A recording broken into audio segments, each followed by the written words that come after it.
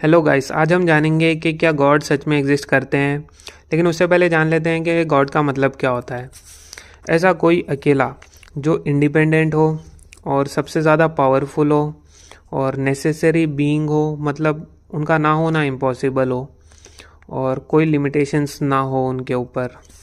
तो क्या ऐसा कोई गॉड एग्जिस्ट करता है? ये जानने के लिए पहले हम जानते हैं कि ये दुनिया कहाँ से आई। क्या ये दुनिया बनी थी या फिर ये हमेशा से ऐसी ही थी? अगर आप कहते हो ऐसी थी तो कॉन्टिजेंट बींग्स कहाँ से आए? जिसका मतलब होता है ऐसे लोग, ऐसे बींग्स जिनका होना ज़रूरी नहीं था और वो किसी पे डिपेंड करते हैं। जैसे इंसान इंसान अगर इस दुनिया में नहीं भी होते तो ये दुनिया सिर्फ एनिमल्स के साथ हो सकती थी।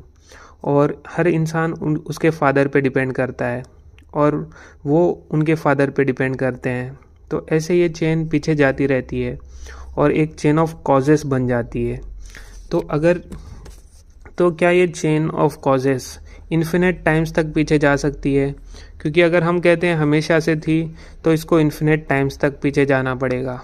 लेकिन लॉजिक कहता है कि कोई भी chain of causes infinite times अगर पीछे जाएगी तो वो एग्जिस्ट ही नहीं कर सकती। मतलब आप और हम एग्जिस्ट ही नहीं कर सकते ऐसे सिचुएशन में। तो इसका स्टार्ट होना ज़रूरी है। तो जो स्टार्टिंग पॉइंट है वो इंडिपेंडेंट होना चाहिए। अगर वो इंडिपेंडेंट नहीं है इट मीन्स वो स्टार्ट नहीं हुआ है, वो अभी भी पीछे जा सकता है।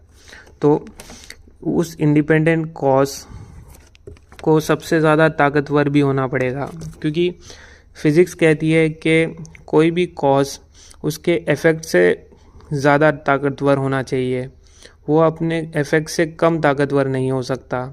और अगर सब कुछ उस एक इफ़ेक्ट के कॉज है तो उस इफ़ेक्ट को सबसे ज़्यादा ताकतवर होना पड़ेगा और उसे नेसेसरी बीइंग भी होना पड़ेगा।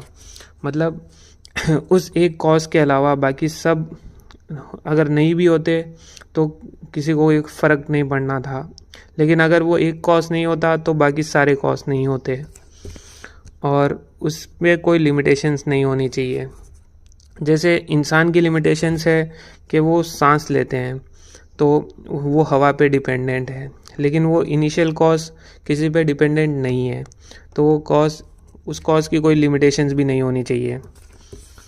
यहाँ पे हमें समझ आता है कि वो हमेशा से नहीं थी दुनिया। तो अगर वो बनी थी तो क्या ये वो अपने आप बनी थी या फिर उसको किसी ने जानबूझ के बनाया?